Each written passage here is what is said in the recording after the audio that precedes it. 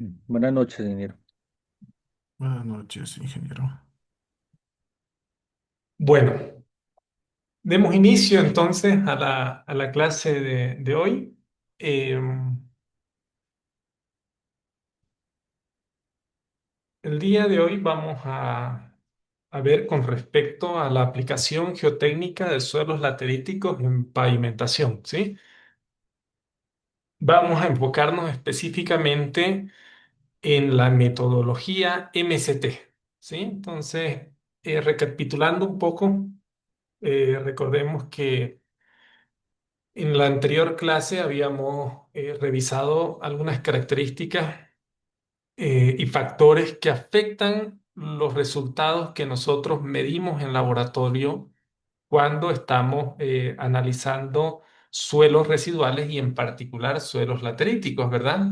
Habíamos visto algunos de estos factores como, por ejemplo, la temperatura de secado o también la manipulación o el remoldeo de las muestras, ¿no? Entonces, y gran parte de lo que habíamos visto nos hacía recuerdo de el por qué los suelos residuales presentan características bastante particulares que heredan de su proceso de formación, ¿verdad? Entonces, esa fue una primera aplicación ya de lo que es la interpretación geotécnica a partir de ensayos de laboratorio en suelos de origen residual, ¿sí?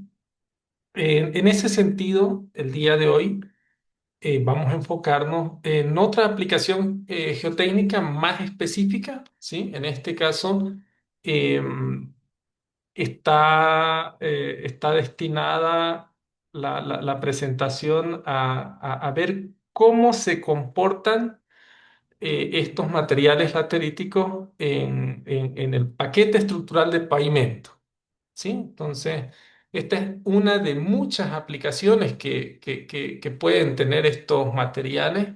Lo que debemos distinguir inicialmente, y lo habíamos mencionado también en anteriores clases, es de que el interés geotécnico de analizar suelos residuales depende de si vamos a analizar el material in situ, ¿sí?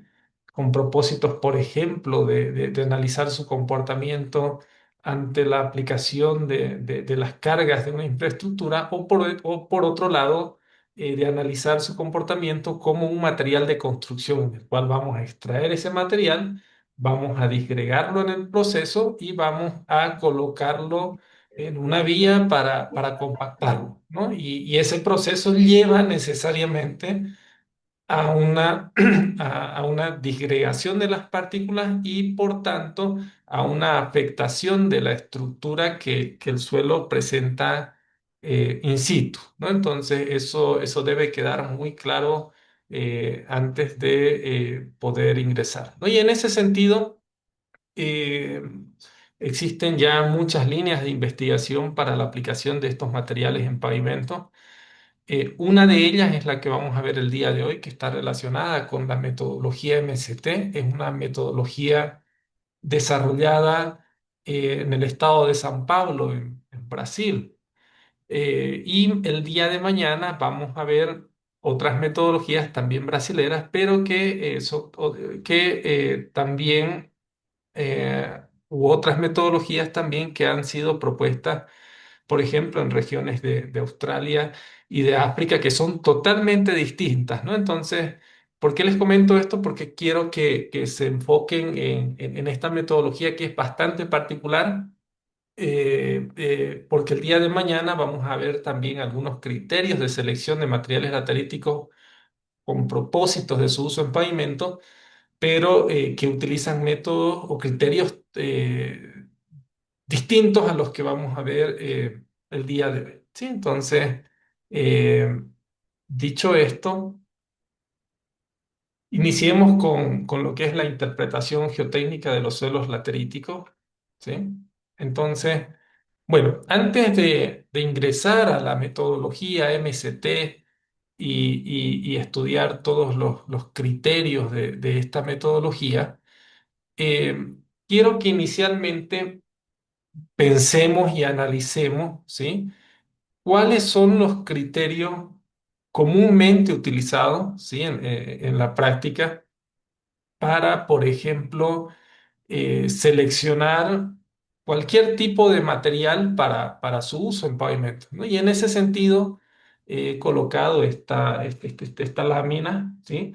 La cual presenta la clasificación ASTO, ¿verdad? Que es una de las clasificaciones que se utiliza en ingeniería para poder seleccionar materiales para utilizarlos en el paquete estructural de pavimentos, ¿no? Y en ese sentido, me gustaría hacerles la consulta de cuáles son los criterios, ¿sí? O en función a la tabla que ustedes están viendo ahí, la cual presenta clasificaciones de los diferentes grupos de la clasificación ASTO, ¿sí?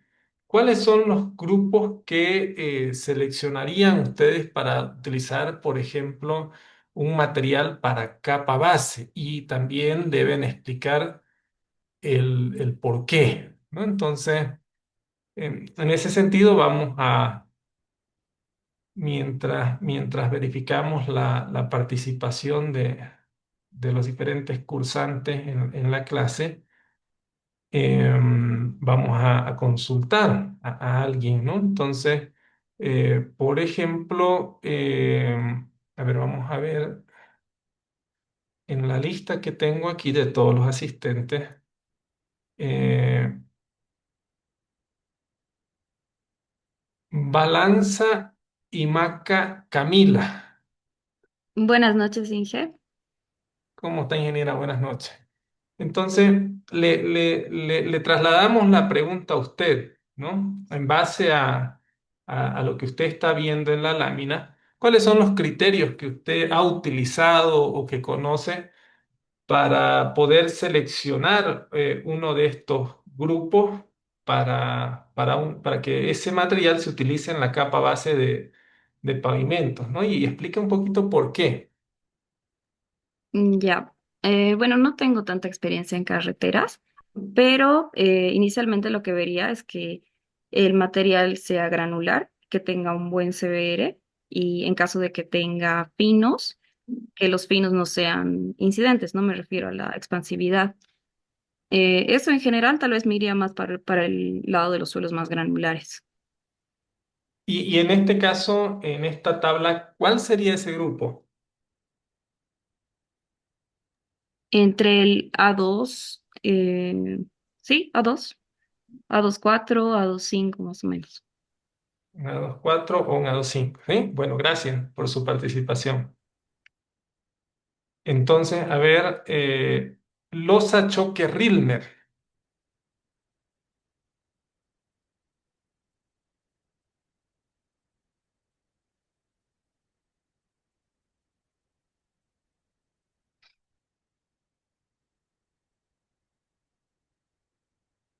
Está sin micrófono, pero puede escribir, ¿verdad, ingeniero?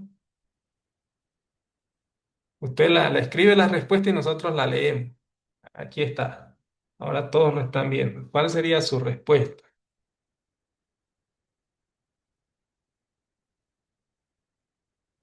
Buenas noches.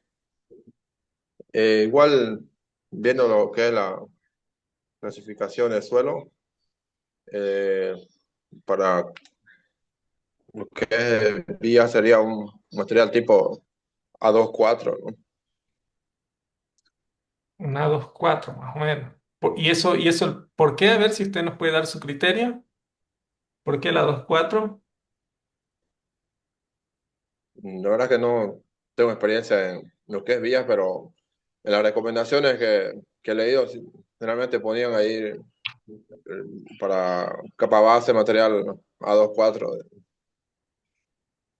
Ok, gracias de todas maneras por su intervención. A ver, Ticona Llanos José Luis.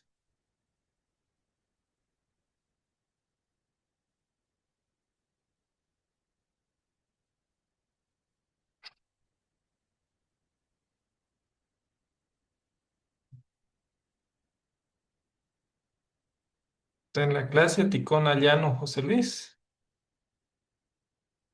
¿no?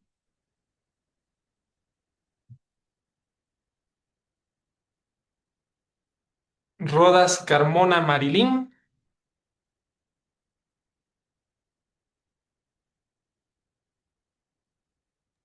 Sí, buenas noches, ingeniero. Buenas noches, ingeniera. Le trasladamos la consulta a usted. ¿Cuál sería su criterio? ¿Cuál sería su respuesta en este caso? Creo que la mejor opción sería un A1A o A1B, porque para una capa base se prefieren materiales granulares y esos serían según la ASO, creo yo. ¿Ya? ¿Alguien más que quiera opinar, que tenga más experiencia, por ejemplo, en esta área de pavimento? Sí, ingeniero, pienso que debería ser un A1, A1A, hasta A1B podría ser, pero no se recomienda tanto por ser pasa 200 más del 25%, así que sí puede generar deformaciones.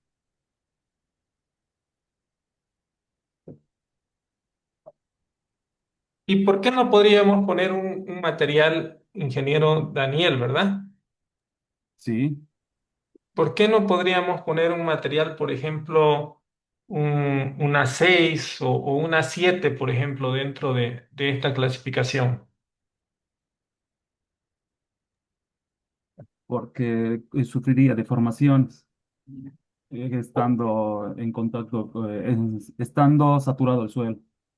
Pero ¿por qué? Ahora que estamos en una clase de geotecnia en la cual hemos revisado, digamos, muchos criterios relacionados a los suelos, principalmente finos, ¿cuál sería esa explicación? ¿Por qué se deformarían mucho? Por los finos, las arcillas, la plasticidad, que es muy propenso a sufrir expansiones. Ya se pueden expandir, dice. ¿Alguien más que tenga un criterio de- Porque contienen más cantidad de limos y arcillas y tienen menor capacidad portante. pero cuál es el efecto de que tengan más limos y arcilla? O sea, ¿por qué no Son, serviría para una son, capa base? son más susceptibles a la humedad. ¿Qué significa eso técnicamente, geotécnicamente? Ingeniero, puede ser por la alta plasticidad y el mal drenaje que hay en estos materiales, ¿no? El mal drenaje, ¿verdad? Es otro criterio que nadie ha mencionado, ¿no? Sí. El mal drenaje, ¿no? ¿Alguien más? ¿Algún criterio adicional? Ingeniero, buenas noches. Buenas Tal vez noches. porque también se deforman masivamente al cambiar de humedad, es decir, se hinchan y se contraen, ¿no? Y pierden toda su resistencia al saturarse de agua. Buenas Exacto. noches. A Buenas ver, noches, ingeniero. Yo, adelante. bueno, yo tengo otro aporte, ya que el material de A1, A-1-A es ideal para soportar cargas, ya que se puede evitar deformaciones porque tiene poca plasticidad. Y tiene poca plasticidad porque tiene fragmentos de piedra, grava y arena, y eso hace que ayude a drenar el agua, ¿no? A diferencia del suelo A4 A7, ¿no? Que tiene limos y arcillas.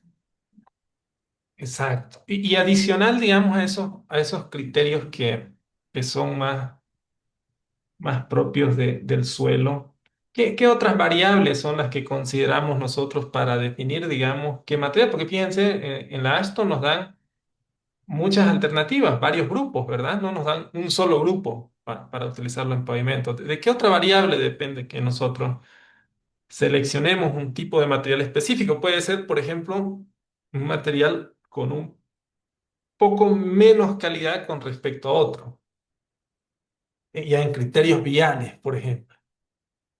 Ingeniero, buenas noches. Buenas ¿Se me logra noches. escuchar? Sí, sí, Y, adelante. respecto a los otros parámetros que usted indica, yo creo que la resistencia al desgaste, ¿no? Justo lo que veíamos la última clase del ensayo de Los Ángeles, el CBR, el módulo resiliente, entre otros, ¿no? Resistencia al corte igual, la resistencia de los ciclos de humedad y secado, ¿no? Que prácticamente nos explicó. Entonces hay varios parámetros que ver para elegir uno de estos, ¿no? En realidad, más Y, que prácticamente la granulometría. exacto. Y en este caso, ¿por qué creen ustedes que se especifique esa resistencia de los granos en ese ensayo de desgaste de Los Ángeles?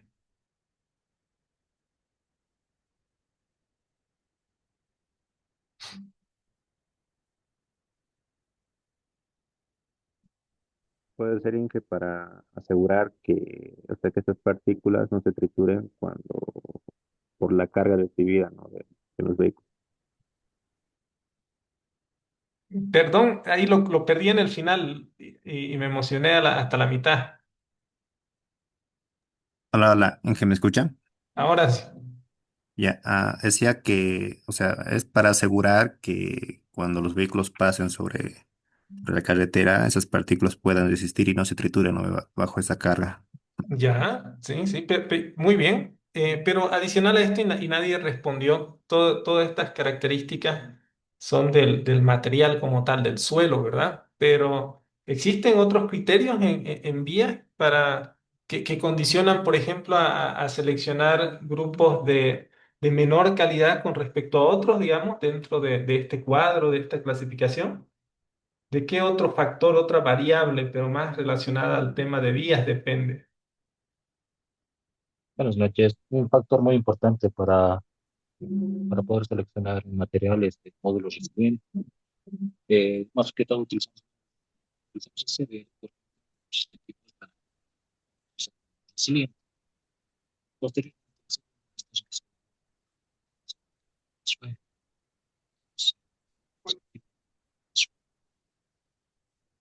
Ahí lo perdimos, no sé si fui solo yo o toda la clase. No sé si alguien lo escuchó al ingeniero. No, se escucha entrecortado.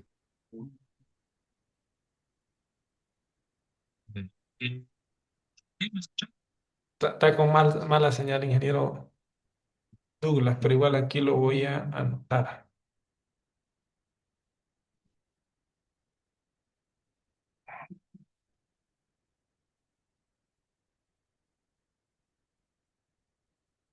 ¿De qué otro factor? A ver, traslademos la pregunta a alguien más, que no sea el material. ¿De qué más depende seleccionar Ingeniero, calidad? también sería el tema de la disponibilidad en el lugar y el costo de transporte es lo que más influye. Correcto, claro que sí. La disponibilidad también. Ah, ¿cómo se llama, ingeniera? No, no logré ver su nombre aquí. Lisbeth Mendoza. De la disponibilidad. ¿Ustedes creen que también depende del volumen del tráfico? Sí, justamente eso quería decir, ¿no? El número de vehículos, el porcentaje de los vehículos pesados, las cargas de los ejes, ahora también la función de la vía, ¿no? Si va a ser una autopista, una carretera primaria, también las condiciones climáticas, precipitación, temperaturas, a todo lo que vamos a ver ya una vez que va a ser emplazada esta capa base, ¿no? Creo yo. Ok, muy bien. Ahora avancemos. A ver, por ejemplo, en el caso de los materiales lateríticos y lo que hemos venido revisando, ¿dentro de qué grupos principalmente ustedes creen que están presentes en estos grupos de la clasificación ASTO?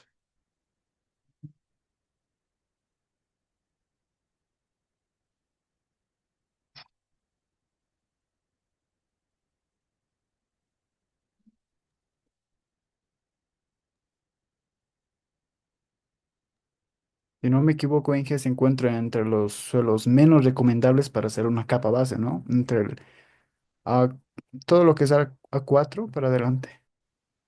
Entre los menos recomendables, ya el ingeniero ya dio un juicio con respecto a los materiales lateríticos, que no está mal. Justamente la clase es para eso, para poder aclarar. Entonces, a ver. Recordemos primero y hemos estado observando de que los materiales lateríticos pueden presentar una amplia variedad, ¿sí? En su granulometría. Eso significa que nosotros podemos encontrar materiales lateríticos que se clasifiquen en cualquiera de estos grupos, ¿sí? Podemos tener materiales lateríticos en todos estos grupos, tanto en los grupos de materiales granulares como también en los grupos de materiales de limo y arcilla, ¿sí? Eso hemos venido explicando, ¿verdad? Hay capas como las concreciones que habíamos visto, principalmente estarán seguros en este grupo de materiales más granulares, pero también mencionamos de que existen, debido a todas estas condiciones de formación, diferentes bancos de préstamos que pueden presentar un suelo, ¿sí? O un material laterítico con las características de estos grupos dentro del grupo de materiales más finos. Entonces, ¿por qué hemos hecho esta introducción? Porque, bueno, primero que normalmente la mayoría de nosotros de la formación del pregrado tenemos una idea, ¿verdad? De esta clasificación ASTO, de los criterios de criterios de selección de estos materiales para su uso también en capa base o capa subbase o subrasante de pavimento, ¿no? Entonces, pero lo importante aquí, y justamente eso es lo que vamos a ver el día de hoy, de que la metodología MST que vamos a explicar el día de hoy, y la cual ya es una metodología consolidada a la fecha de hoy, ¿sí? A partir de la cual se han construido ya miles de kilómetros en Brasil, ha demostrado de que es posible utilizar suelos, ¿sí? De este grupo en capa base de pavimento, ¿no? ¿Qué piensan ustedes con respecto a eso? ¿Alguien tiene algún comentario preliminar? ¿Por qué Se- creen? Según el análisis que nos ha ido mostrando en por ejemplo, en los 21 bancos en los que han hecho estudios, es de que sí daban buenas condiciones, ¿no? Pero los materiales en los que se han hecho concreciones. Y ahí, ¿no? Con las diferentes variables que tiene cada uno.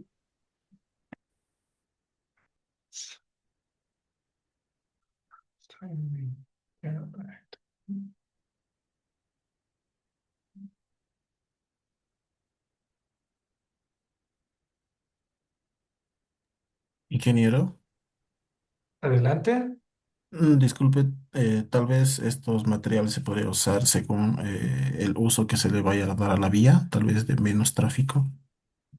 Sí, también es un punto que vamos a ver a continuación, ¿no? Entonces, ese es nuestro punto de partida, ¿sí? De poder comentarles inicialmente de que primero ya ustedes tienen un conocimiento sólido hasta la fecha de hoy con respecto a qué es un suelo residual, ¿verdad?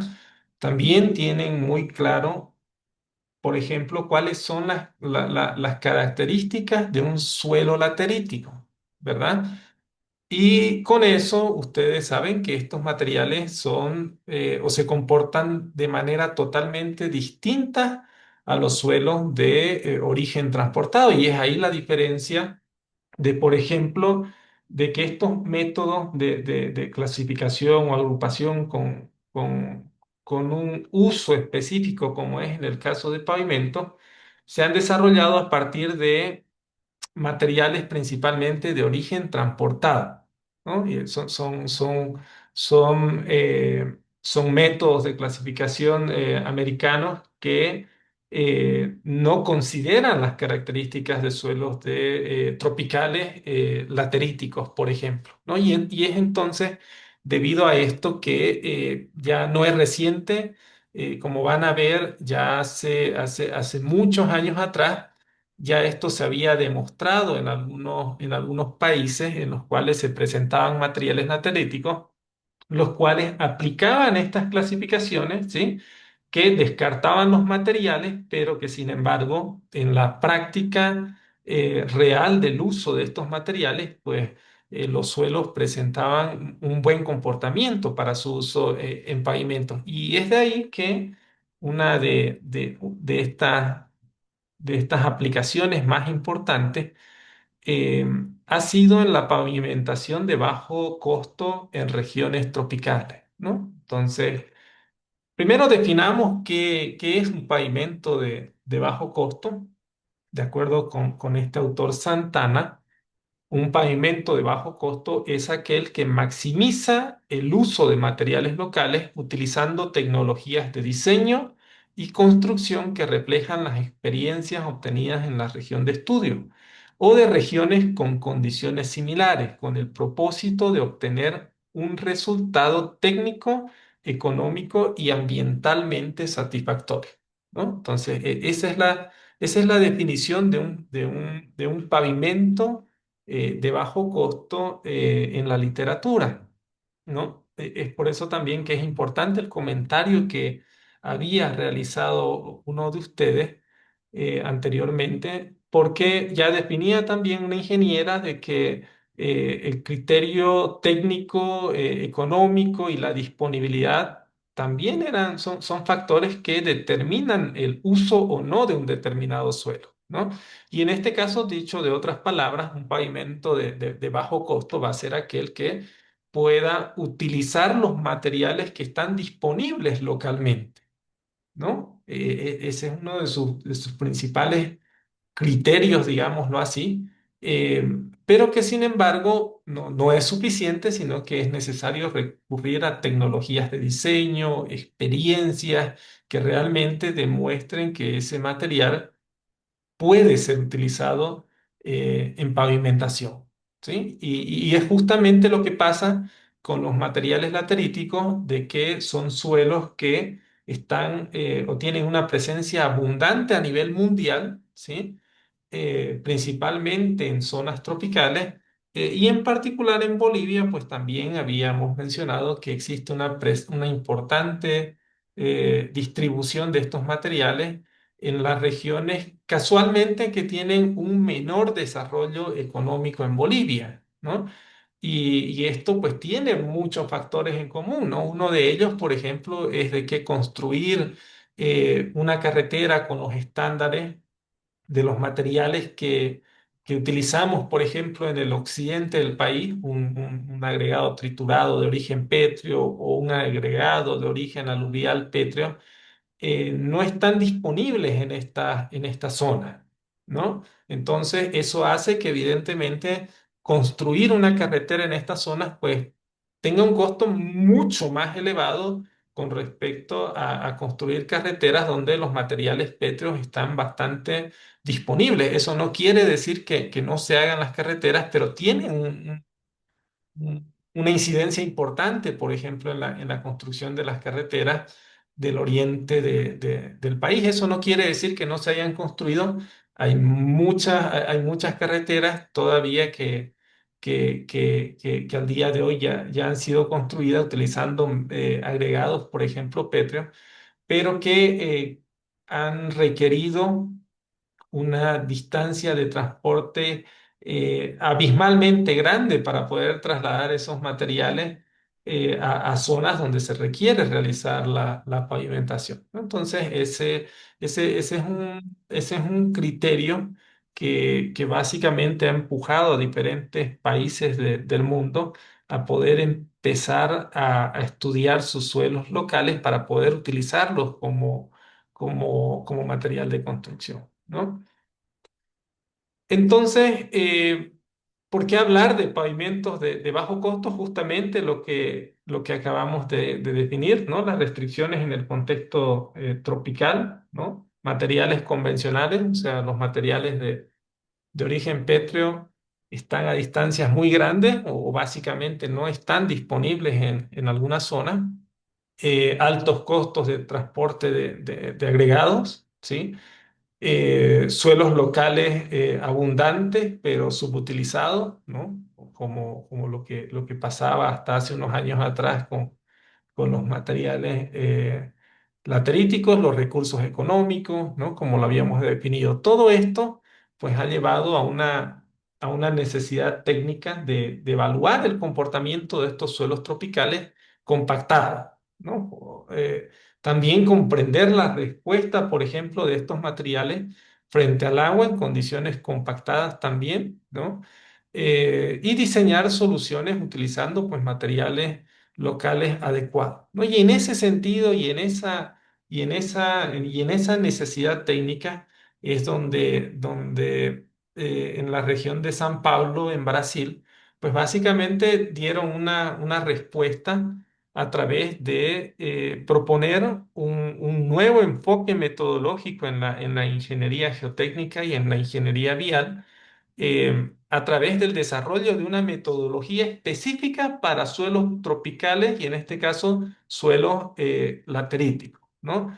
Han desarrollado una clasificación basada principalmente en el comportamiento de estos suelos y no así simplemente en los índices, ¿no? Porque recuerden que las clasificaciones ASTO y ACTM se basan principalmente en parámetros índices, ¿no? Mientras que eh, estos investigadores de Brasil básicamente observaron de que los parámetros índice o la caracterización a partir de parámetros índice, como lo habíamos visto en la anterior clase, no reflejaba el comportamiento real de estos materiales cuando lo observaban, por ejemplo, en una capa base o subbase de un pavimento, ¿no?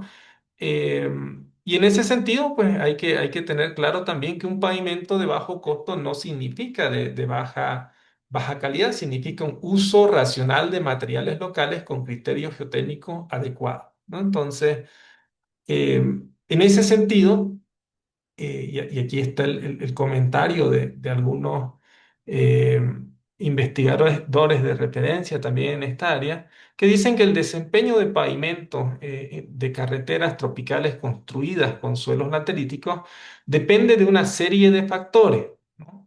Dentro de los cuales cabe resaltar características, por ejemplo, de la grava laterítica, como la mineralogía, la composición química, la granulometría, entre otros factores, ¿no? Así como también de las técnicas de diseño y construcción, del control de calidad y de las condiciones climáticas y de drenaje, ¿no? Ya estos investigadores de otras regiones tropicales del mundo pues básicamente ya alertan, digámoslo así, que cuando utilizamos materiales lateríticos en pavimentos hay que considerar todas estas características. Fíjense, ya no es suficiente, por ejemplo, como en este caso, estos parámetros relacionados con límites de consistencia por ejemplo, parámetros granulométricos, ¿no? Sino que también menciona que es necesario en materiales lateríticos poder introducir parámetros químicos también y parámetros mineralógicos, ¿sí? Así como también pues ver las técnicas de construcción y diseño, ¿no? Entonces, bueno, estas fotografías son del proceso de control de calidad en la carretera Rurrenabaque-Riberalta, la carretera de importante longitud que les mencionaba en clases anteriores. Y justamente ahí va, ¿no? A que como era una de las primeras carreteras en las cuales se utilizaba este tipo de material en capa base, era necesario hacer uso de toda la tecnología disponible, ¿no?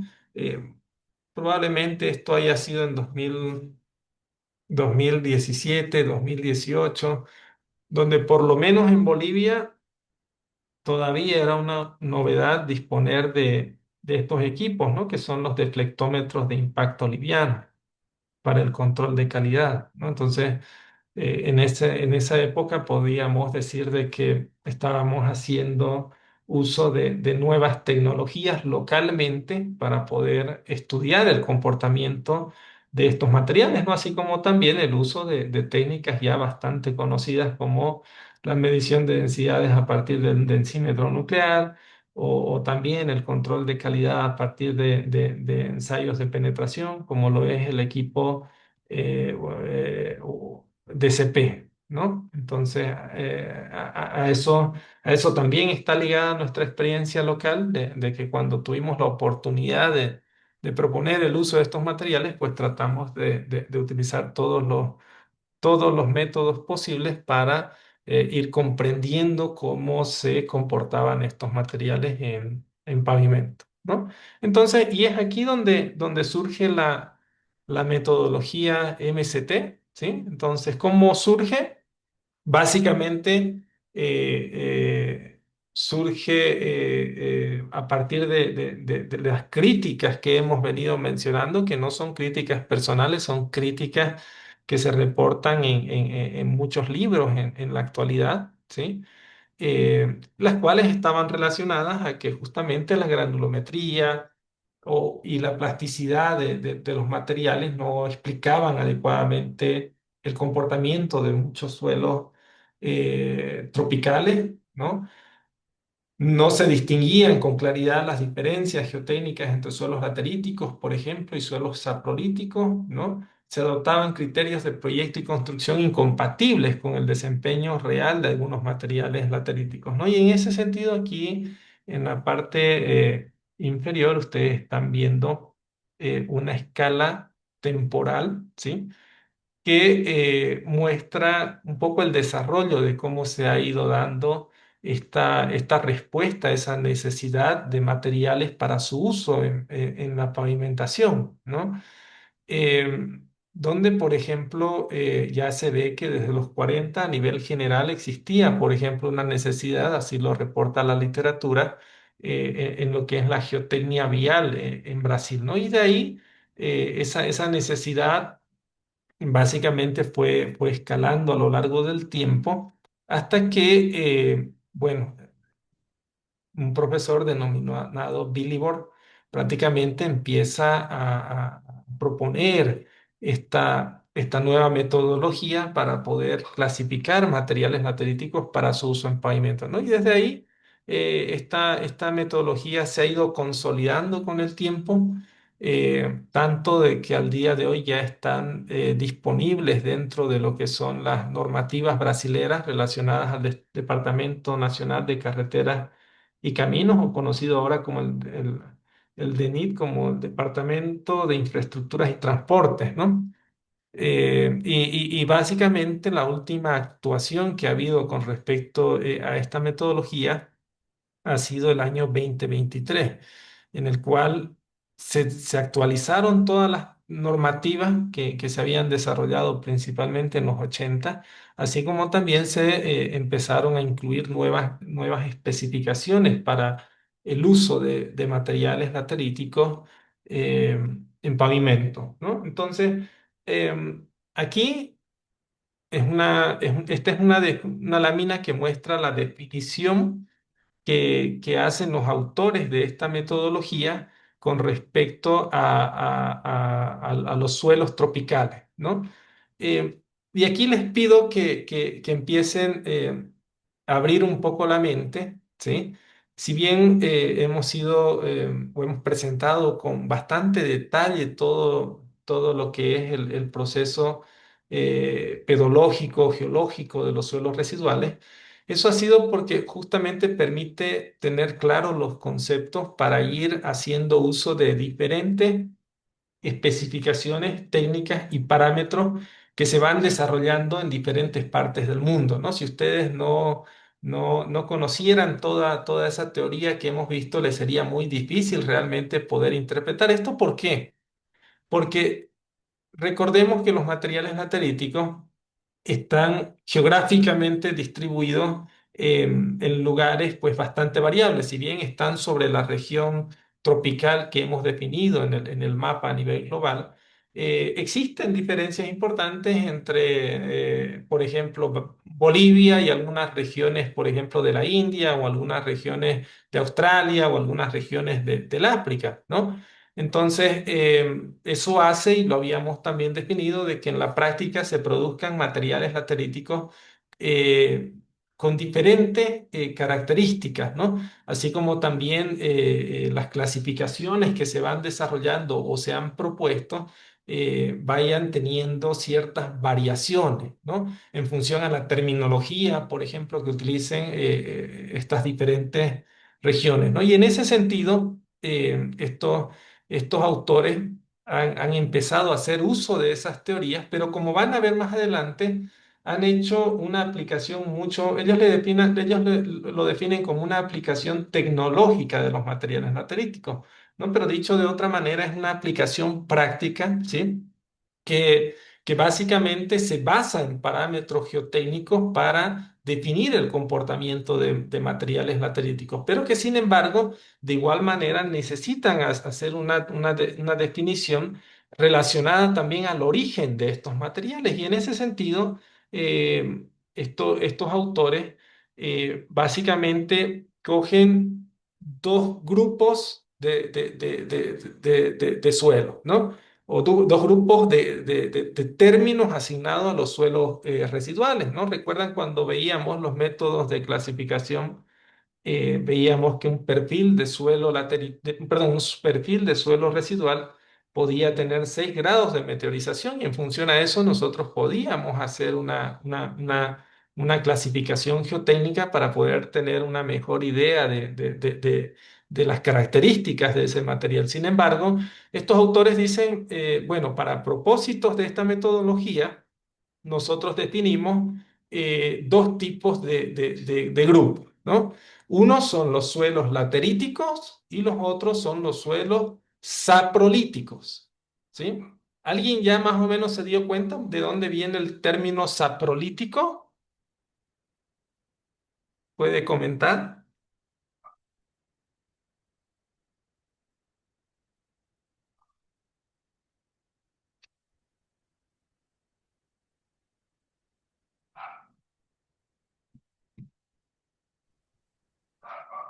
Más o menos es como el suelo ya iniciando su degradación y que mantiene todavía el ADN, por decir algo, de la roca madre.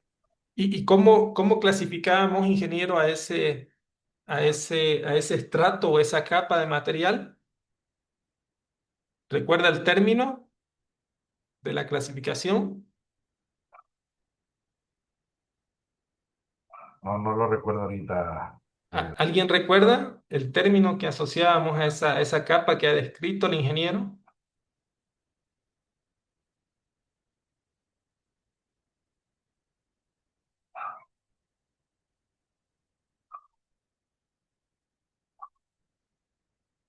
¿Nadie? Roca completamente meteorizada, tal vez, Inge. No, había un término que asociábamos a, a esa agrupación de suelos que heredaban las características de la roca madre y entre otras consideraciones, ¿no? Que justamente las mencionaba el ingeniero.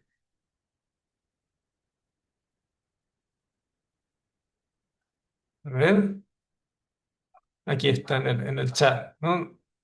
Saprolito, correcto, ingeniero Daniel. ¿Recuerda? Que era el término que agrupaba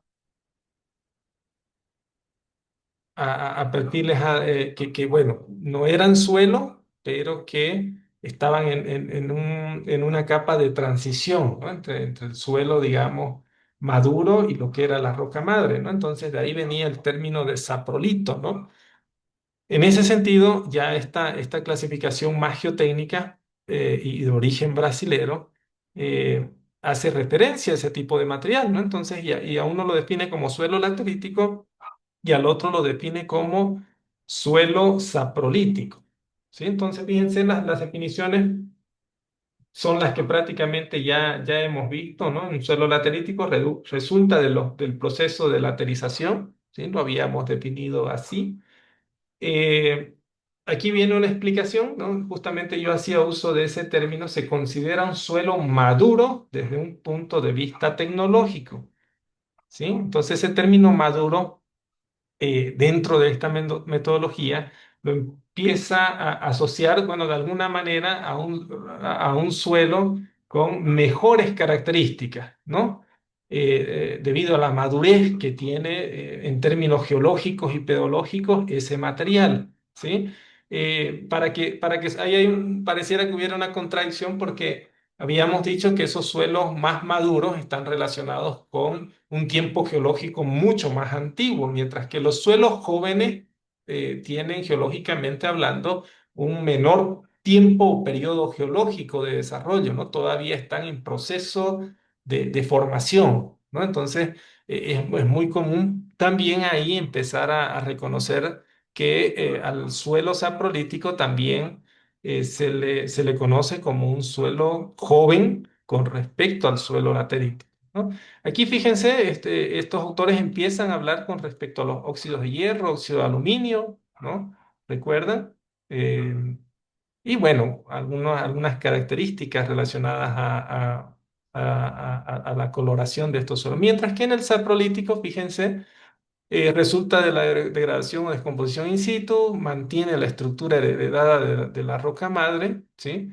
Y su microestructura y coloración suelen ser más heterogéneos, ¿no? Entonces, esto es muy importante que ustedes lo tengan claro para poder entender todo el desarrollo de lo que es la metodología, ¿no? También la metodología define un criterio, ¿sí? Y este es otro también que es bastante útil en la práctica para definir qué son suelos finos lateríticos, ¿no? Entonces, ellos definen como suelos finos lateríticos como al material o al suelo que, o donde su granulometría pasa el 100% la malla de 2 milímetros, ¿no? ¿Recuerdan cuál es el tamiz relacionado a la malla de 2 milímetros? El número 10. El número 10, ¿verdad? Entonces ahí, eso también tienen que tener claro, suelos finos lateríticos son todos los materiales que el 100% pasan el tamiz número 10, ¿no? Cualquiera se podría confundir porque según el sistema de clasificación unificado, recordemos que designa como suelos finos o el sistema Ashton como el porcentaje que pasa el tamiz número 200, ¿verdad? Entonces ahí hay una diferencia que hay que aclararla para que ustedes no se confundan, ¿no? Esto es muy importante porque la metodología inicialmente, como van a ver, ha sido desarrollada principalmente para suelos con esta granulometría, que no es casualidad que estén dentro de los grupos que también habíamos definido anteriormente, ¿no? Entonces, eh, y también hacen una definición de suelos lateríticos concrecionarios o lateritas, los cuales tienen, bueno, el porcentaje que pasa es menor al 50% en la malla del tamiz de 2 milímetros, ¿no? Entonces, eh, y bueno, es muy común ver en las publicaciones de esta metodología este perfil, que es un perfil bastante sencillito y simplificado, donde hacen referencia de que los suelos lateríticos normalmente se desarrollan en la capa superficial, ¿sí? Mientras que el saprolito está en la capa subyacente, ¿no? Y es el que se encuentra entre el suelo maduro, que en este caso son los suelos lateríticos, y el subestrato rocoso, ¿no? O la roca madre, ¿no? Entonces, es una definición mucho más simplificada que han realizado ellos, seguramente porque este es el perfil típico que se presenta en esa región de San Pablo, ¿no? Sin embargo, y yo había mostrado esta fotografía en clases anteriores. eh, Esta es una fotografía de aquí del norte de Bolivia, en el cual pues tenemos perfiles muy similares a los que reportan en la literatura y en este caso específicamente en Brasil, ¿no? Fíjense, justamente en esta parte superficial tenemos el desarrollo de lo que son suelos enriquecidos con óxidos de hierro y aluminio, ¿no? O capas de suelo laterítico, dicho de otra manera, y ahí tenemos un contacto notablemente diferenciado, en el cual pues básicamente podemos observar el saprolito o en este caso el suelo saprolítico, ya desde una definición mucho más geológica o pedológica, ¿no? Entonces, en ese sentido es aquí donde se produce ese cambio conceptual, ¿no? Estamos tratando con suelos de características totalmente distintas. Entonces, ahí el enfoque tradicional basado en índices físicos como la granulometría, entre otros parámetros, básicamente empiezan a ser reemplazado bajo este nuevo enfoque de la metodología MST, la cual busca evaluar el comportamiento de los materiales lateríticos a partir de las propiedades mecánicas e hídricas del suelo compactado, ¿no? Evalúa el suelo en la condición en la cual va a trabajar este suelo, por ejemplo, en un pavimento, ¿no? Y ahí empieza a introducir ya criterios que están más relacionados, por ejemplo, a la compactación, al soporte o la capacidad de soporte, a la expansión, a la contracción y a la estabilidad frente al agua, ¿no? Entonces, las clasificaciones del suelo, pues estos autores mencionan que prácticamente describen el suelo. Sin embargo, esta metodología MST lo que hace es que clasifica el suelo laterítico en función a su comportamiento compactado o en condiciones compactadas, ¿no? Entonces, ¿en qué consiste esta metodología MST? En una primera instancia desarrollada principalmente para suelos finos tropicales. Este es el programa de ensayo que se propone para utilizar esta metodología, ¿no? Aquí en la lámina ustedes están observando un diagrama de flujo que muestra cuál es justamente el programa de los diferentes ensayos que son parte de esta metodología y que tenemos que realizar para poder clasificar nuestros materiales lateríticos, ¿no? Por una parte está un ensayo denominado como el ensayo de compactación mini MCB.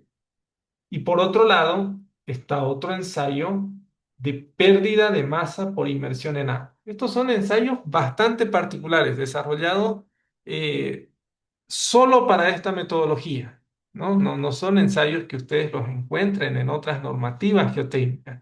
Han sido desarrollados específicamente por estos autores para estudiar suelo laterítico en Brasil, ¿sí? Entonces, a partir de esta metodología, bueno, o de los equipos que se hacen uso son, por ejemplo, este compactador, ¿sí? Este es un equipo de compactación conocido como compactador mini MCB, ¿no? Fíjense, básicamente tiene una estructura o un marco de acero, ¿no? A ver, vamos a ver si nos podemos acercar. Aquí tiene un marco de acero, está acompañado de un martillo de compactación con peso variable. Este es el de 8 kilogramos. También uno puede retirar este accesorio y colocar la masa de 4 kilogramos, ¿sí? Tiene un pequeño pedestal en el cual se introducen estos cilindros que ustedes están viendo, los cuales tienen 5 centímetros de diámetro, ¿no? Aquí fíjense, hay unos pequeños cilindros de acero que básicamente lo que se hace durante el procedimiento es que se introducen aquí, ¿sí? En el interior de estos tubos se introduce el suelo laterítico con este martillo se empieza a compactar el suelo dentro de ese molde, ¿no? De tal manera que se generan estos especímenes de prueba compactados que ustedes están viendo aquí, ¿no? Fíjense, bueno, pueden definir o podemos definirlo como cuerpos de prueba, que es muy común utilizar ese término en la literatura brasilera, o como especímenes de prueba, ¿no?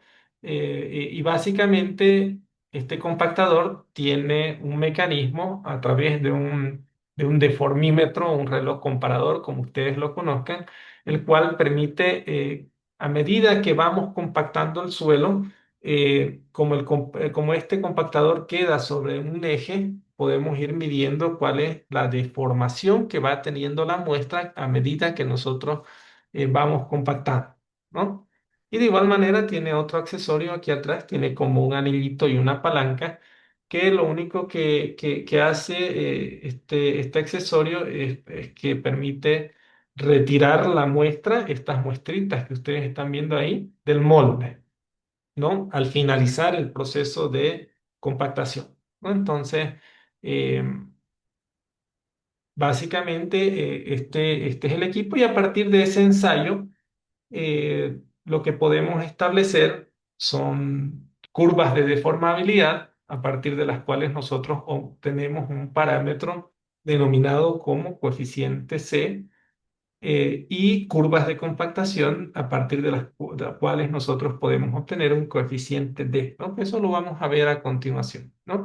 Y por otro lado, en el otro ensayo, en el ensayo de pérdida de masa, básicamente estos especímenes compactados, que son 5 que se utilizan por ensayo, o sea, dentro de esta etapa de compactación se utilizan 5 especímenes de prueba, ¿sí? Con 5 contenidos de humedad distintos. Entonces, eh, una vez compactados los diferentes especímenes, lo que hacemos justamente con ese accesorio en el cual nos permite extraer las muestras, extraemos 1 centímetro de la muestra del molde, ¿no? Y se realiza el ensayo de pérdida de masa de inmersión utilizando esos 5 especímenes o esas 5 muestras, ¿no? A las cuales se extrae 1 centímetro del molde, se colocan en una posición horizontal, como están viendo en las fotografías, y se sumergen en agua, ¿no? Eh, Esto con el propósito de evaluar cuánto, por eso se llama pérdida de masa por inmersión. Si viéramos el molde de perfil, si uno de estos moldes, si los vemos,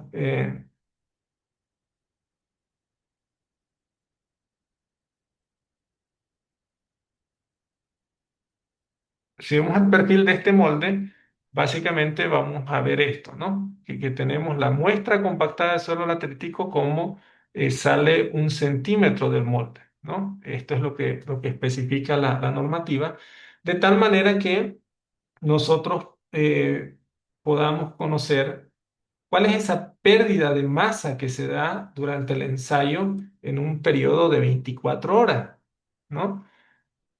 ¿Qué quiere decir esto? Que dependiendo del tipo de suelo, ¿sí? Algunos van a perder mucho más muestra con respecto a otros en este periodo. Hay suelos que prácticamente no van a resistir ese proceso y todo el suelo prácticamente va a terminar en esta cápsula, ¿no? Todo el suelo se va a erosionar prácticamente y va a tener una pérdida de masa por inmersión pues muy, muy, muy alta, ¿no? Entonces, ese es el propósito de este ensayo. ¿Por qué? Porque aquí es donde justamente el método plantea evaluar el comportamiento de cómo van a estar estos suelos compactados cuando los utilicemos en un pavimento, en una zona tropical en la cual se espera, por ejemplo, que esté en contacto con el agua, ¿no?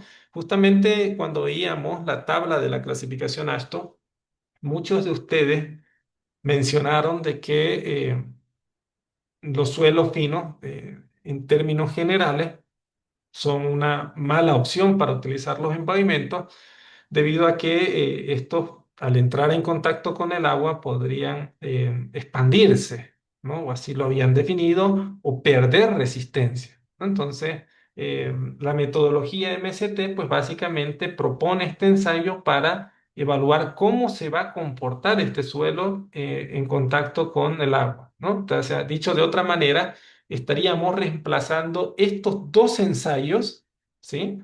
Por ejemplo, la granulometría y los límites de consistencia, ¿no?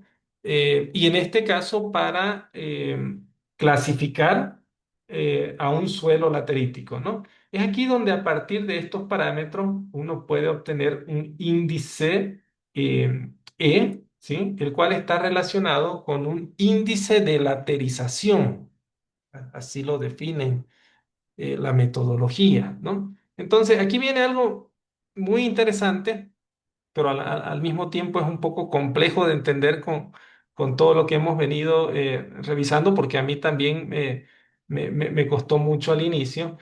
Y es que lo que hacen estos ingenieros brasileños en su época es definir el término laterítico, ¿sí? Como un comportamiento, ¿sí? Como un comportamiento tecnológico, ¿no? Y por eso ahí hay que empezar a separar un poco los conceptos. En este caso, enfoquémonos solo en la metodología y básicamente dentro de la metodología lo que buscan ellos a través de estos parámetros, ¿sí? A través de estos parámetros de clasificación, es justamente definir si un suelo presenta un comportamiento laterítico o no laterítico. Ese es un nuevo concepto que estamos introduciendo en la clase, ¿sí? Pero en este caso, olvídense de todo lo que es la pedología y la geología, ¿no? Es dentro del marco de lo que es la realización de estos ensayos, ¿sí?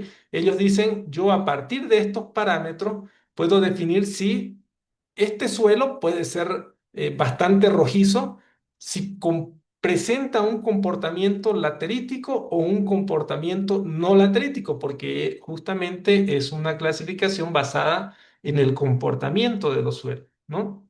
Y a partir de esto, básicamente ellos proponen, fíjense, este ábaco de clasificación, donde ustedes pueden ver el índice C y el índice E, que hemos visto ya en este programa de ensayos, ¿no? Que se obtienen a partir de estos dos ensayos, el ensayo de compactación mini MSB y el ensayo de pérdida de masa por inmersión, ¿no? Entonces, obtenidos estos dos parámetros de los ensayos, nosotros podemos ingresar en este ábaco y clasificar nuestro suelo, ¿no? Entonces, este AOPO, ¿cómo está distribuido? Fíjense, tenemos eh, un grupo denominado como NA, ¿no? Y su comillita en la parte superior, NS, NA y NG en la parte superior, fíjense, divididos por esta línea segmentada, y en la parte inferior tenemos eh, las denominaciones de LA, ¿no? LA con su comillita y LG con su comillita. Entonces, qué hace básicamente esta clasificación? Y ahora ustedes lo pueden observar mejor en el gráfico.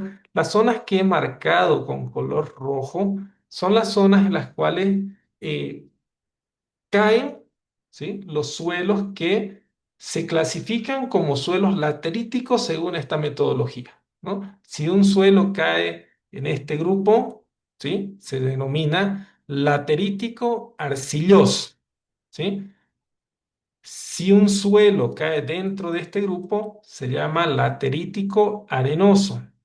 Si un suelo cae dentro de este grupo, se denomina laterítico arena, ¿no? Con la L por delante, la cual define que el suelo es laterítico. Sin embargo, si nosotros hacemos los ensayos y un suelo cae por aquí, entonces significa que el suelo se clasifica en el grupo no laterítico arcilloso. ¿Qué significa esto? Que podemos tener una arcilla de igual manera, observen, igual que el grupo de aquí abajo, el LG, podemos tener una arcilla que presenta un color rojizo, ¿sí? Pero que sin embargo en el comportamiento ya del suelo compactado a través y medido a través de los dos ensayos, el de pérdida de masa por inmersión y el ensayo de compactación, responden, ¿sí? De una manera en la cual los autores definen como un suelo no laterítico. ¿Qué significa eso? Significa que, por ejemplo, ha perdido mucha masa durante el proceso de inmersión. Ese es uno de los factores que influye en su clasificación, ¿no? Entonces, eh, los suelos, por ejemplo, que están dentro de este grupo, de grupos denominados como lateríticos, son suelos que al estar sumergidos pierden muy poca masa, o sea, no se erosionan al estar sumergidos durante 24 horas, ¿no? Y es ahí donde justamente nosotros ya podemos comprender de que esas particularidades están relacionadas con esas características químicas y mineralógicas que tienen los suelos lateríticos. ¿Recuerdan? Como por ejemplo la presencia de minerales del tipo caolinita, los cuales tienen muy baja expansión cuando entran en contacto con el agua, o también, por ejemplo, la presencia de esos cementantes producto de lo que son los óxidos de hierro y aluminio, ¿no? Definidos también como sesquióxido, ¿no? Entonces, esto es muy interesante porque fíjense cómo a partir de parámetros parámetros medidos a partir de suelos compactados, nosotros podemos clasificar con propósitos de su uso en pavimento específicamente si los suelos presentan el comportamiento laterítico, como así lo definen estos autores, ¿no? Estos autores no van a esa descripción, vuelvo a decir, geológica y pedológica. No es suficiente para ello. Con propósito de utilizarlos en pavimentos, necesitan empezar a discretizar esto en los dos grupos, ¿sí? No sé si hasta aquí hay alguna duda, alguna consulta, si quedó claro.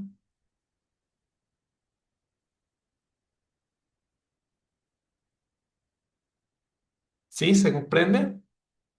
Sí, ingeniero. Muy bien. Sí, se comprende. Sigamos entonces adelante. ¿Mm?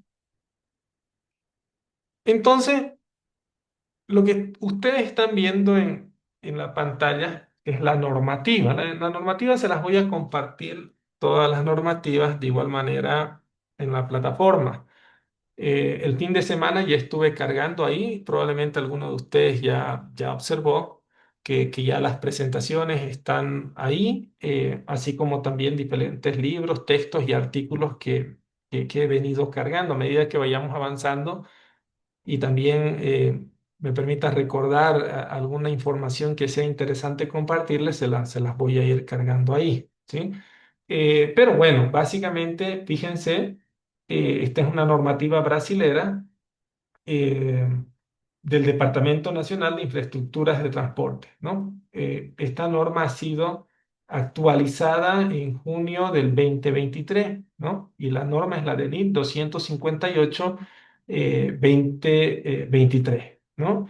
Y la cual hace referencia al componente de suelo y la compactación en equipo miniatura, ensayo mini MSB y pérdida de masa por inmersión el método de ensayo, ¿no? Entonces, esta es la normativa, ¿no? Entonces, ¿qué es interesante? Que esta metodología brasilera nosotros la estudiamos en el 2013. Prácticamente fue mi tesis de pregrado en la Universidad Mayor de San Simón, ¿no? Entonces, esto fue muy interesante porque, bueno, estamos hablando de más de una década. eh, y la disponibilidad de información hace una década, yo creo que ustedes lo han notado, era notablemente más limitada. Ahora creo que es muy fácil si uno desarrolla habilidades para buscar en Internet, realmente puede tener todo, ¿no? Pero en ese tiempo todavía hasta el Internet, recién por lo menos en Bolivia, no era tan disponible como ahora. Y bueno, tocó investigar no con esta normativa, bueno, en realidad esta era la normativa, pero recuerden, esta fue actualizada en 2023, nosotros realizamos esto en 2013, nosotros realizamos todo el desarrollo de esta investigación con la primera versión de la normativa que era de los años 80, ¿sí? Y en la cual ustedes no encontraban información por ningún lado de esta metodología, solamente eran a partir de unos PDF bastante antiguitos que ni siquiera se leían muy bien. Pero lo interesante es que y así está también en esta versión actual, ustedes van a poder encontrar todo todo el diseño de lo que son los equipos. Y a ver, déjenme ver si por aquí la tengo, la norma. Oh,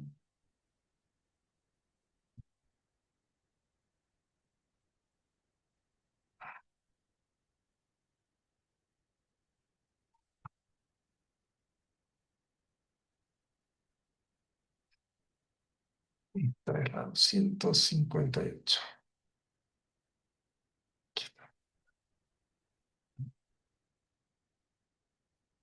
Entonces, esta es la normativa completa y también la cual es referencia para lo que les estoy mostrando el día de hoy.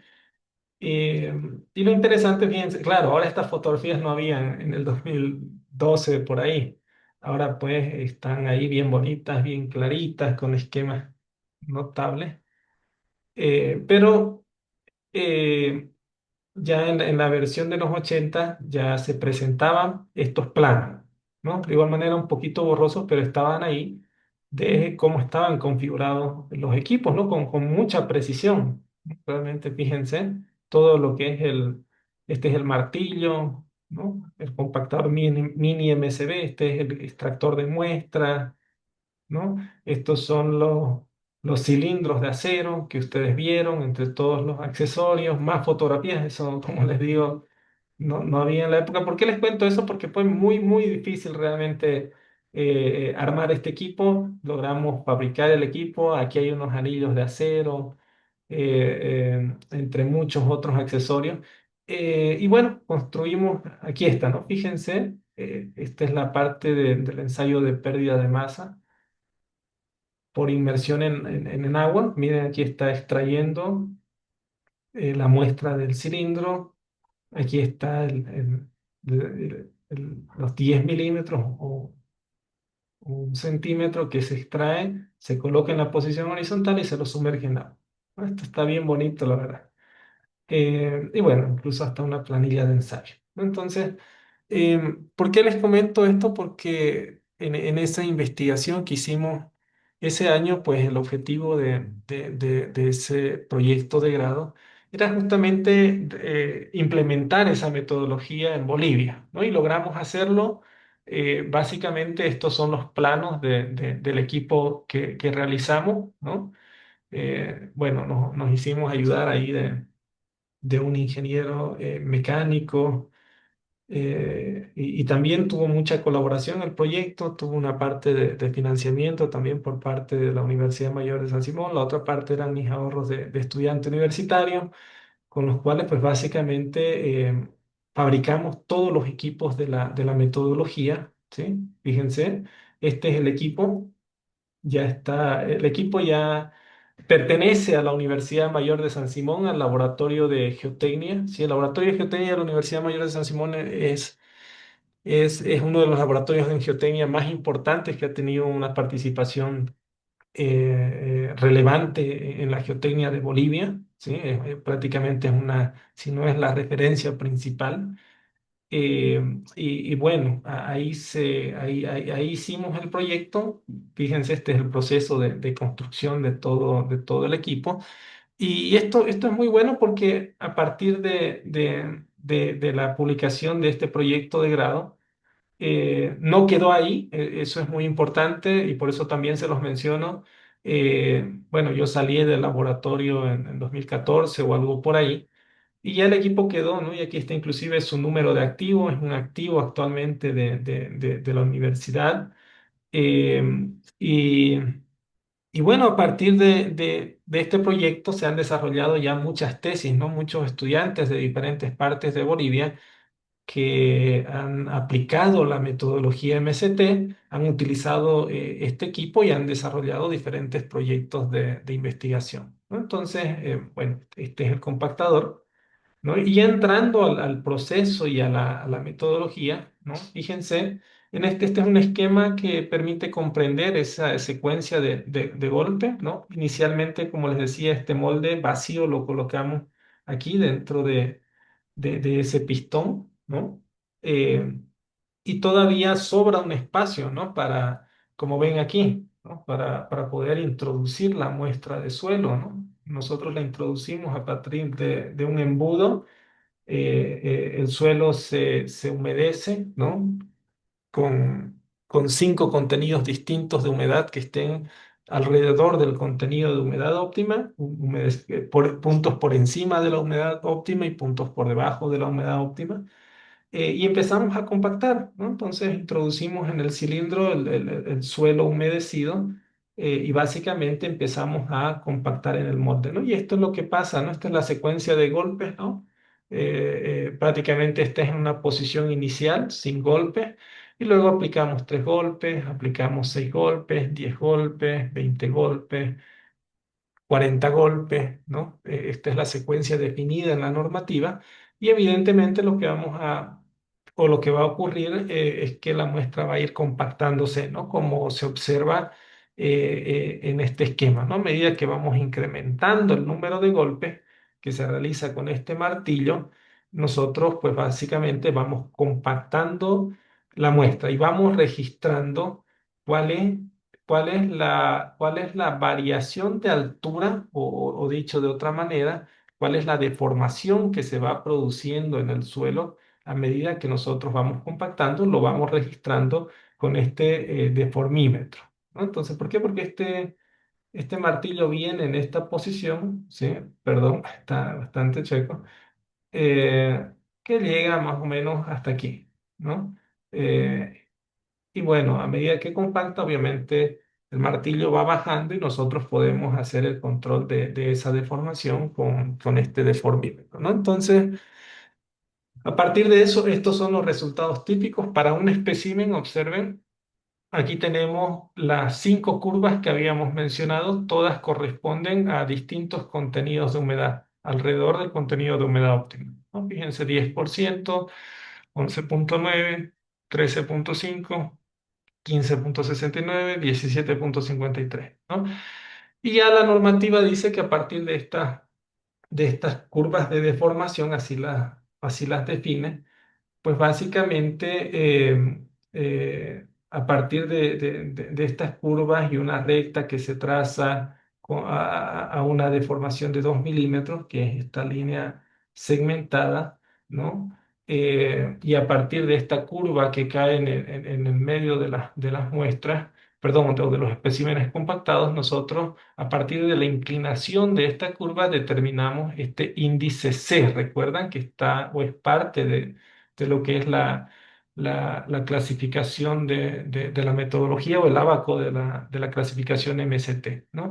Y de igual forma, este gráfico que ustedes están viendo a la derecha corresponde a las curvas de compactación del ensayo mini MSB, ¿no? O sea, también podemos nosotros expresar esos resultados en términos de contenido de humedad, ¿sí? Y la masa específica seca aparente, ¿no? Y de igual forma, para la curva o para la inclinación de la curva correspondiente a 10 golpes, nosotros podemos determinar este parámetro D a través de la inclinación de la curva que se produce ahí para 10 golpes, ¿no? Entonces, no es tan sencilla, es un poco complicada la metodología inicialmente para poder entenderla, pero ya luego una lo programa en el Excel o en cualquier software y puede hacerlo esto de manera automática, ¿no? Entonces, lo importante aquí que deben comprender es que, fíjense, todos estos criterios y estos parámetros prácticamente reemplazan a lo que es una granulometría o unos límites de consistencia para realizar la clasificación del suelo de acuerdo a esta metodología, ¿no? Y aquí está, esta es una planilla típica de los ensayos, ¿no? Este es el número de golpes. Normalmente, esta es la escala de golpes, se va hasta 100 golpes, la lectura que uno hace en el deformímetro y ya los parámetros que va calculando a partir de esa deformación, ¿no? Y de igual forma, estas son las diferentes curvas, ¿no? Entonces, de igual forma, en el ensayo de pérdida de masa por inmersión, fíjense, en esta gráfica podemos ver el valor de pérdida de masa expresado en porcentaje. Simplemente se determina a partir del cálculo de cuánto es la masa que se pierde en el ensayo, o sea, cuánto es la masa que termina dentro de estas cápsulas, ¿no? Quitamos el agua. Al final del ensayo, en cada cápsula, como van a ver ustedes, vamos a tener diferentes porciones de muestras de suelo y como conocemos el peso de todo lo que es el espécimen y cuánto hemos introducido dentro del molde de compactación, por una diferencia de masa antes y después de la inmersión podemos conocer cuál es esa pérdida de masa y de esa forma poder calcular este porcentaje, ¿no? Entonces, fíjense, este ensayo o esta fotografía es interesante porque está tomada 24 horas después del ensayo y fíjense cómo para un determinado contenido de humedad, el suelo prácticamente no perdió, no presentó esa pérdida de masa, ¿no? Se mantuvo casi intacto, ¿no? Y en el caso de otras muestras o la misma muestra con diferentes contenidos de humedad, la pérdida pues no fue significativa, digámoslo así, ¿no? En este proyecto evaluamos como 24 muestras de zonas de Santa Cruz y del departamento del Beni, ¿no? Y muchas de ellas prácticamente terminaban, digámoslo así, en términos comunes, lavándose en el interior, ¿no? O sea, todo el espécimen compactado terminaba en el interior de las cápsulas. Eso significaba bueno, existía una pérdida de masa importante, ¿no? Dicho de otra manera, si nosotros colocáramos esos suelos en pavimentos, no iban a comportarse de una manera adecuada. Sin embargo, existen otros suelos que para un determinado contenido de humedad, pues básicamente iban a presentar un buen comportamiento en el paquete estructural de los pavimentos, ¿no? Entonces, esta es la clasificación, esta es la planilla típica. Al día de hoy, ustedes o cualquier persona que necesite el ensayo puede ir y solicitar el ensayo en la Universidad Mayor de San Simón, ¿sí? Como les decía, el ensayo o la metodología como tal fue introducida, entonces tiene sus manuales, sus procedimientos. No recuerdo cuánto estará el costo, la verdad, del ensayo al día de hoy, eh, pero ya muchos proyectos que se han estado desarrollando en estas zonas y han enviado también en los últimos años sus muestras y han podido clasificar sus suelos a través de la metodología, ¿no? En este caso, el reporte simplemente muestra estas curvas de deformación obtenidas de la compactación mini MSB y esta curva de pérdida de masa, ¿no? A partir de esto hemos obtenido los parámetros que permiten introducirnos en el abaco y en este caso una de las muestras se clasificó como laterítico arcilloso, ¿no?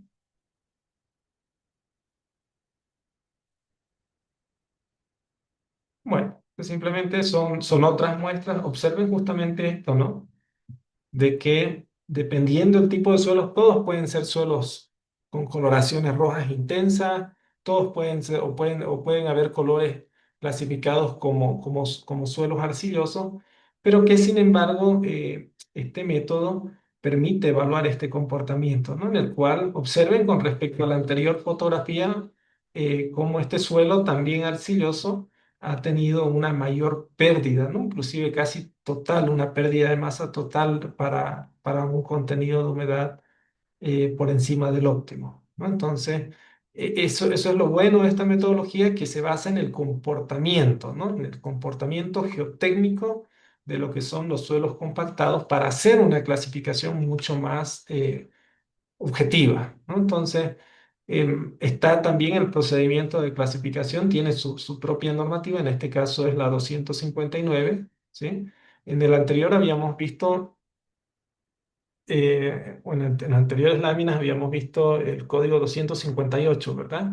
Que hace referencia al método de compactación mini MSB y a la pérdida de masa, ¿no? Entonces, a partir de los parámetros, utilizamos esta normativa en específico, la 259, y podemos clasificar los suelos. Entonces, estos son los resultados del proyecto. En ese entonces tuvimos la oportunidad de acceder más a muestras del departamento de Santa Cruz en esta región, ¿no? San José de Chiquitos, Chochís y Roboré, y solamente a un par de muestras en Riberalta. Esto cambió ya en las investigaciones. ¿Recuerdan la que vimos en la anterior clase? Hicimos 24 muestras más en esta zona, ¿no? Pasa que esta fue la primera investigación que hicimos en 2013 y siempre es complicado, ¿no? Trasladar muestras de otras regiones de Bolivia, ¿no? Entonces, pero estos fueron los resultados que obtuvimos, eh, básicamente de todas las muestras que eran alrededor de 24 muestras, solamente tres se clasificaron eh, en los grupos de laterítico arenoso y laterítico arcilloso, o entre los grupos lateríticos arenosos y lateríticos arcillosos. Fíjense, o sea, por otro lado, o alrededor de 21 muestras ensayadas fueron clasificadas como no lateríticas. Si uno las observaba, las muestras, todas eran muestras con coloraciones rojas intensas, ¿no? Cualquiera podría decir, bueno, estamos en el oriente del país, estamos cerca del Precámbrico, estamos en Beni y Santa Cruz, y con esta coloración, bueno, es un suelo laterítico, ¿no? Entonces, pero basado en esta metodología, la cual evalúa el comportamiento laterítico, entonces fíjense cómo nos permite discriminar. Dicho de otra manera, estos suelos son, o presentan mejores características, ¿sí? Basadas en la compactación, en la pérdida de masa, para su uso en pavimento con respecto a todos estos suelos que están en estos grupos, ¿no? Entonces, esa es la importancia de esta metodología. Y ahí no entra la mineralogía, no entran los ensayos de difracción de rayos X, no entran los ensayos químicos, ¿no? Que no nos gusta mucho a los ingenieros y civiles y tampoco tenemos mucha disponibilidad. Pues esto es mucho más práctico, ¿no? Evaluando el comportamiento, ¿no? Eso es interesante que lo entiendan porque, bueno, nosotros lo entendimos ahí en esos años y nos abrió muchísimo la mente, ¿no? De justamente entender de que dependiendo la situación que tengamos cada uno de nosotros en nuestra región o en nuestros países, siempre debemos cuestionar las normativas que estamos utilizando, las especificaciones que estamos utilizando, ¿no? Para ver si realmente representan la realidad de nuestro suelo, ¿no? En este caso, independientemente que sean suelo o hubiera sido basada en suelos de San Pablo en Brasil, está claro que la metodología evalúa un comportamiento compactado y cualquier tipo de material, ¿entienden? Sin conocer, digamos, su historia geológica, puede hacer una clasificación pues bastante objetiva, ¿no? Eh, um, y aquí están, por ejemplo, esta es una tabla que muestra los resultados que obtuvimos en esta investigación, ¿no? Entonces, ¿qué pudimos demostrar aquí? Justamente lo que ya definían en Brasil, de que la clasificación MST, comparada con la clasificación del sistema unificado o el sistema ASHTO, permite identificar materiales para su uso en pavimentos, ¿no? Un ejemplo puede ser, esta muestra, la 6, que de acuerdo a la clasificación MST, nosotros podemos clasificarla como todas son suelos finos, ¿sí? Todos son suelos que pasan el tamiz número 10, ¿no? Y según la metodología MST, fíjense en esta muestra en particular, la muestra 6, nos muestran de que la clasificación es como un buen material para su uso en pavimentos, mientras que si clasificamos por el sistema unificado o el sistema ASHTO, fíjense, en el caso del sistema unificado nos dice que es no conveniente, mientras que en el ASHTO nos dice que es malo a pésimo, ¿no? Y claro, eso es porque estas clasificaciones son desarrolladas principalmente en materiales de climas templados con otras características y también con otros criterios, ¿no? Denme un segundito, por favor. Necesito hacer algo y ahora vuelvo, ¿sí?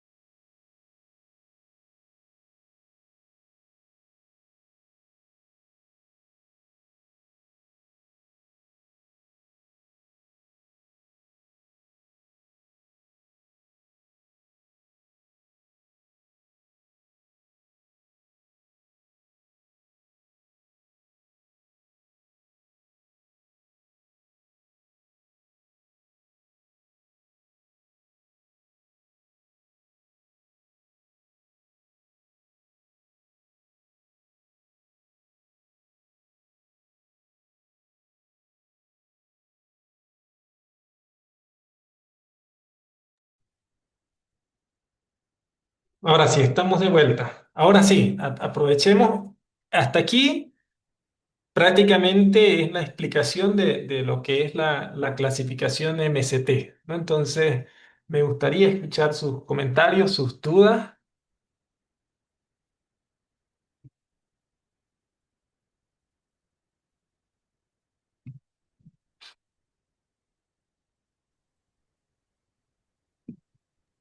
Yo tenía una Bueno, consulta respecto a la metodología del ensayo. Ujú. ¿Especifica algo respecto al agua? Si hay que utilizar agua destilada o el agua puede ser la potable o algo en específico, una vez que Sí, se introduce la muestra. sí, sí, sí, está dentro de la normativa. Eh, bueno, a pesar de ser agua potable, siempre hay ciertos criterios, ¿verdad? Que ahora no los recuerdo con exactitud, pero que normalmente, en este caso, el agua que estaba presente en el laboratorio de la universidad no tenía mayores problemas, ¿no? Estaba dentro de esos parámetros. También estos ensayos exigen también algunas características relacionadas a la temperatura, entre otros factores que voy a ir mostrándoles a continuación, ¿no? Lo que han visto hasta ahora son simplemente dos ensayos, ¿sí? Que permiten obtener los parámetros geotécnicos para la clasificación del suelo mediante la metodología MST. Pero a continuación lo que vamos a ir aprendiendo son una serie de ensayos complementarios que ya permiten profundizar en esa evaluación del comportamiento de los suelos para utilizar diferentes tipos de pavimento, ¿no? No sé si hay otra duda, otra consulta.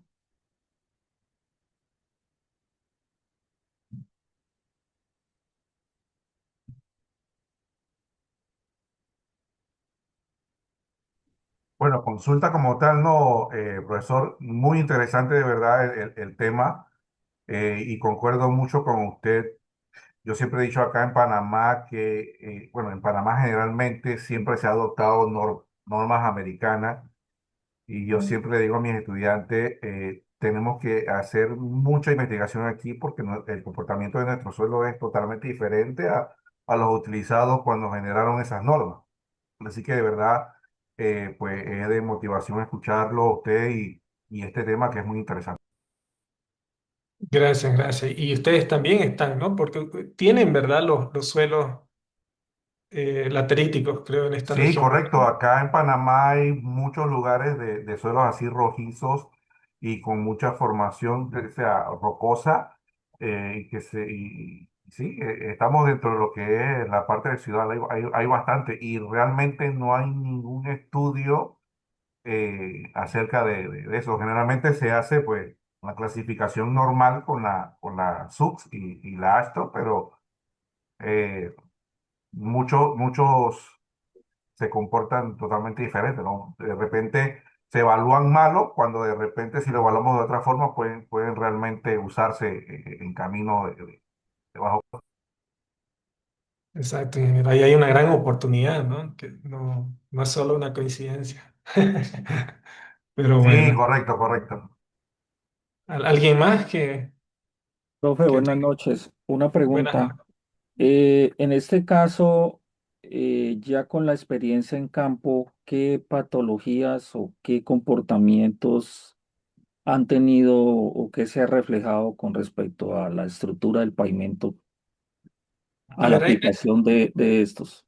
a ver, ahí hay dos experiencias. Una totalmente consolidada, que es Brasil, ¿sí?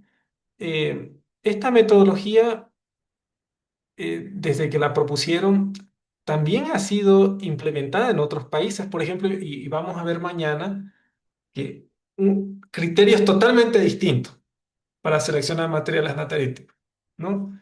Eh, pero lo interesante es que esta metodología MST también ya está dentro, por ejemplo, de publicaciones realizadas en suelos de África y Australia, ¿no? Esos investigadores de esas regiones, al igual que nosotros hacemos en este lado del mundo, en este caso en Bolivia, compartimos, como muchos países, los límites con Brasil, pues de alguna manera podemos quizás enterarnos, que no es tan fácil, ¿no? Para los que están en el exterior. Probablemente muchos ingenieros que están en el occidente del país ni conocen de esto, ni se habían enterado de esto. Pero estando ahí en esas regiones, es posible tener la oportunidad de escuchar de esto en la actualidad y charlar con profesionales brasileños, discutirlos un poco. Pero es difícil, digamos, empezar a plantearse estos estudios en África o en esas regiones, ¿no? Entonces, eh, ahí existe en la literatura un efecto interesante que en esta región del país, los que estamos publicando, queremos comparar nuestros suelos con suelos de las otras regiones. Y esos países, o regiones de África, por ejemplo, ya empiezan a citar la metodología MST, ya han empezado también a implementar esta metodología brasilera en suelos también de esas regiones. Ellos han desarrollado sus propias metodologías con sus propios criterios, pero también como una alternativa han empezado a implementar estas metodologías, ¿no? Entonces, yendo a la respuesta, esta ya es una metodología consolidada. En Brasil, y les voy a pasar, compartir los libros que publican los autores. Bueno, uno ya falleció, ahora está el profesor Billibor, sigue publicando, está en la universidad bueno, creo que ya no está en la Universidad de San Pablo, está en una empresa que se llama Egis, o Egis, algo por ahí. Eh, pero lo interesante es que ellos ya reportan una infinidad de casos de éxito en Brasil, ¿no? De pavimento que, si bien inicialmente fueron construidas con un enfoque de pavimento de bajo costo y también con un enfoque de bajo volumen de tráfico, al día de hoy son, y así lo mencionan, son carreteras que se han construido en los 80 y al 90, que al día de hoy siguen funcionando, ¿no? Y se han vuelto vías de tráfico pesado, ¿no? Entonces, demostrando que la metodología para su suelo, pues, ha funcionado muy bien, ¿no? Entonces, es por eso que ellos siguen actualizando, siguen mejorando los criterios, ¿no? En Bolivia, si bien esto lo implementamos ya hace más de una década, gran parte de las experiencias están principalmente en proyectos de investigación, porque este equipo está disponible en la ciudad de Cochabamba, ¿sí? Es una ciudad que no está en esa zona donde se producen materiales lateríticos, ¿no? Entonces, ¿a qué voy con esto? A que actualmente no hay disponibilidad de uno de estos equipos en estas zonas, ni en Beni, ni en Pando, ni en Santa Cruz, a pesar de que yo he hecho bastantes esfuerzos y coordinaciones para que las universidades lo adquieran. Están interesadas, pero bueno, siempre hay un tema burocrático en las universidades que no permite a veces concretar ciertas cosas, ¿no? Y esta es una de ellas. Eh, Sin embargo, todavía lo que falta es empezar a normar este ensayo en Bolivia, ponerlo dentro de las especificaciones, porque cuando construimos o participamos de la construcción de las carreteras, en estas zonas utilizamos el método que vamos a ver el día de mañana. ¿Por qué? Porque ahí utilizamos principalmente suelos lateríticos que tienen concreciones y tienen fino, ¿no? En este caso es una metodología para la evaluación solamente de la fracción fina. Así nació la metodología. Al día de hoy, y eso les voy a mostrar en las láminas que vienen a continuación, esta metodología, si bien nació para el suelo fino que pasa el tamiz número 10, al día de hoy ya complementó el criterio para evaluar también las concreciones o las gravas lateríticas, ¿no? Y así considerarlas también y proponer alternativas para su uso en pavimento. Eso es algo que ya yo lo había inferido cuando conocí este método, porque aplicamos también a la fracción fina de algunas gravas lateríticas, las cuales nos mostraban un comportamiento laterítico, pero no pudimos utilizarlo en la práctica, ¿no? En la construcción, por ejemplo, de esas carreteras se habrán hecho de manera aleatoria algunos de estos ensayos, pero no se utilizaron para un control de calidad durante la ejecución. Eso es algo que, por supuesto, tiene que hacerse de aquí en adelante, ¿no? Más adelante les voy a mostrar cuáles fueron los criterios con otras especificaciones igualmente válidas que se utilizaron en esas construcciones, ¿no? ¿Alguna otra duda, otra consulta?